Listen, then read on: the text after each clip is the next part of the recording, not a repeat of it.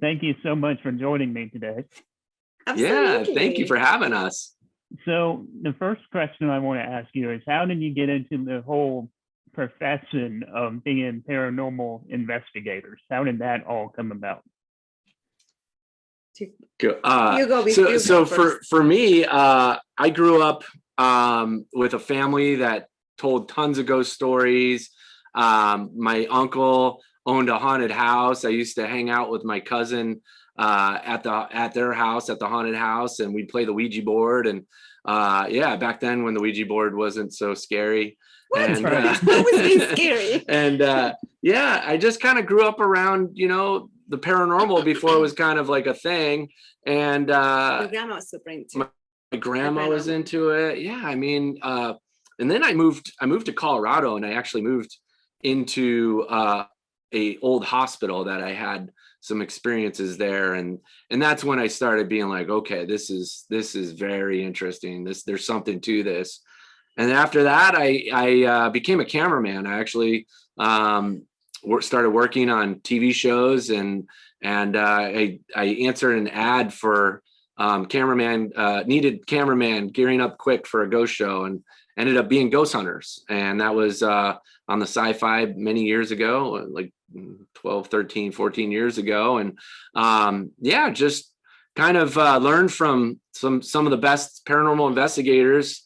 And then I met this beautiful lady on set So of. for me, I had no idea that actually paranormal groups existed. I saw with something that I did all my life, really, since we were little. Like what they say with my cousins, who would Yeah. go visit abandoned homes and doing the whole urban exploration plus ghost hunting adventures. And that's how it started. And especially because both of my parents grew up in haunted houses, so they would talk about the stories. And I got to see part of like the psychological effects that a haunting has on people. And I always thought that was very fascinating. Plus that my parents, like I knew they weren't lying. I knew that they truly had experienced something scary. And it goes back generations. Like my grandfather was a treasure hunter. So anyway, it was embedded, early on. And then as I got older, I started experiencing strange things myself. And the one that changed my life was after my dad passed away, because he always said if when he was gone that he would really try to communicate to do something. And I believe that I had a really crazy experience regarding that was very validating to me. But I'm very analytical, very skeptical. I am. Right. And despite, all those ghost stories were always like fun, but never really like, oh, it's for sure real. Until I had that experience with my father, then I thought, you know what, it's time to look into it, because if he's really trying to communicate that I'm here wasting my time, and if he wants to say something, he passed away before I was able to say goodbye or anything with him. So there was no closure. So anyway, that got me going into the whole paranormal investigating world. And I started learning. Then I entered, I was cast in Ghost Hunters Academy, because I thought it was a real academy, the TV show. And I know. And I've learned a lot. I've learned a lot all throughout the years. And that's where I met Kendall. And then we found out that sure enough, we both had the same upbringing, with crazy parents that are into the paranormal. And I mean, we totally just bonded with that. Yeah, and I'm right there with you because I'm usually skeptical of stuff like this as well. But I don't know if I'm more skeptical or if I'm like, I don't mess with them, they don't mess with me kind of thing when it comes to the paranormal. So Right. how was it like coming up with the idea of making this into a movie? Because this has to be kind of a hard sell to make a whole paranormal investigation into a movie instead of like a series or like a one-off TV show. So how was it like trying to convince a distributor to distribute the Sleepless Unrest? Very, very good that's question. Very good question. Yeah,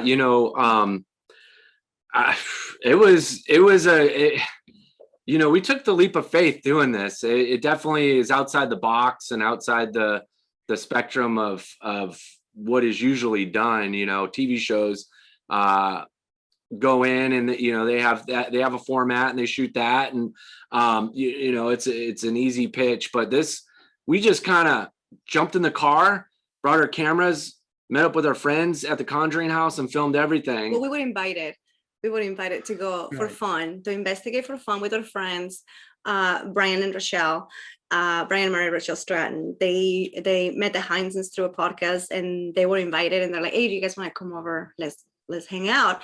And I told Kendall, I need motivation. I need to, I want to do this with a purpose, this film. And he said, what? Like, for real? Like, let's do it. So we asked the Heinzens, and they gave us permission to film, and we were super excited. So at that point, we had no distro, no plans, no nothing. Mm-hmm. We were just there to just capture the experience. It was a one-of-a-kind experience. Kendall's favorite movie ever is The Conjuring. So it was like amazing, for him. Me, I was more like, I don't know. I was nervous for sure, but I was super excited about the project. And it was after that we came back home that you had the opportunity to talk to some people. To distro. For us though, I mean, I think it helped us actually not having distro for this and having the pressures of things, because for us as filmmakers, we got to play. I mean, we wanted to make this feel like a movie, so we shot it like a movie. I mean, not so much a documentary. We really, I kind of say reality movie because it's funny, because we're, we just kind of like really took the time to. We were there for so long that we could take the time to like shoot beautiful shots, B-roll, instead of being rushed. And we really got a chance to capture moments where we're living in the house. Yeah. Just normal, not everything. It wasn't like super crazy all the time. It was at different times of the day and night. So it was important for us to capture what it really is to be in a location that's possibly haunted, and step into the homeowner's shoes and just be there. You literally see us unpacking our bags. We moved in with them. I mean, that's something that, in paranormal investigation and, filming for TV, say, or a documentary, you don't do this. You don't move in and stay there and do production out of there and, just film yourself 24 hours a day. That's like, it's just a different experience. And I feel like we captured it, that was the whole thing was just, let's just film on everything and see what we capture and tell that story. Right. Were there any moments in the house that you felt the movie The Conjuring captured really well, or stuff that you even experienced that you were like, yeah, this is what it totally felt like staying in that house for that long? Well, we kind of stayed away from anything related to the Conjuring film. So we didn't do the clap game or anything like that. But like we really wanted to go in and just see what the house had to offer, and I know that, this is one of the most notorious hauntings in the world. And we wanted to experience it for ourselves and just tell that story. And I tell you something, it got really scary when we started experiencing things that were in the movie. When we started experiencing things that were actual claims. Yeah, that happened to the parent family. The parents, all the way back to the 70s. That's when it got, because we were able to recognize some of these things. And then the Heinzes were able to say, yeah, that's actually a claim. And that's when it started getting a little bit like nervous, because we weren't looking for those things. No, we just wanted to go in and experience it. Yeah. We actually didn't do any research before we came. I think we listened to one podcast from Andrea Perrin, and that's it. We didn't want to subject ourselves to other investigators' experiences there. The house had been open for, some time to the public. So I know a few shows have been in there. We didn't want to get influenced in any kind of other person's experiences. We wanted to have our own. Right. And what would you say were, like, did you have any moments that almost made the cut, but you decided to take out the movie for any reasons due to time, or you didn't feel like it fit in the editing? When there are some moments like that? Oh, a lot. Yeah. Unfortunately, I mean, 2 weeks, we only had, and 80 minutes. Yeah, the movie was 2 hours when we finished. when we were finished, and then we started like we still crying as we got to cut some scenes out that we really loved. There was some stuff, a lot of personal experiences at the house that we had, but you know, we were very careful with what we presented to the audience because personal experiences are one thing, and that is very great, and it's life-changing, but it has to be backed up with some kind of physical evidence, something that we document, and that was the main focus of it. So that was our hard filter, and we were, you know, we lived by it. So, you know, some of the personal experiences unfortunately got cut out. A lot of personal experiences. Yeah. All of us had personal experiences. But there was a lot of activity at the house when we were there, and it progressively ramped up as the longer we stayed. And as we got more tired and tired. Yeah, it was wearing us down.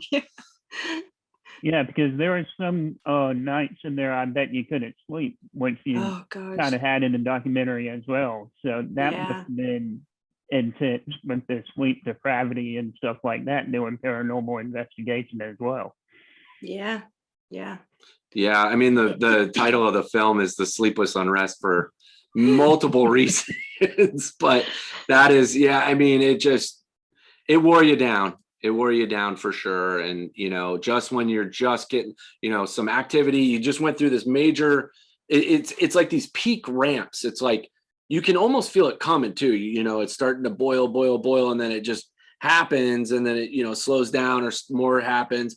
But then we're all, you know, we're wore out from that experience, and then we go to bed, and then it doesn't want to let us sleep, and then more experiences happen, and we're, you know, jumping out of bed trying to capture things. We got GoPros. And, you know, we slept with GoPros for that purpose. I mean, I have to give it to Brian Rochelle, because at the end I know they were pretty exhausted. Yeah, they kept giving it to us. They did. They were so loyal, so faithful. They're like, all right, here we go again. I can tell in their faces they were done. Rochelle at one point was so tired, she looks over at me and she goes, "Is this enough evidence for you? Is this enough experiences for you?"